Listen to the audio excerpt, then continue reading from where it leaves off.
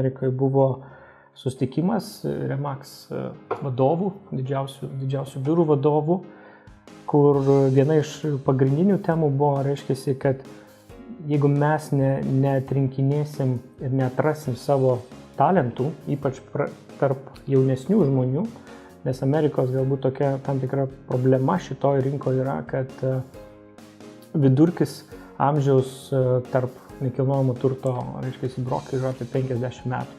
Tai jie supranta, kad ta jaunoji karta, kuri ateina, kuri technologiškai kitaip turbūt yra bendraujanti ir šiaip kitokia. Ir visi tai pripažįsta. Tai jeigu neturės tų žmonių, kurie dirba kompanijoje ir su jais susikalba, reiškia, gali būti nemažai sunkumų. Ir daugelis kompanijų, ne tik tai turbūt nekilnojamo turto, suvokia, kad ateities konkurencija iš tikrųjų yra, kaip kiekviena kompanija sugebės atrasti savo talentus.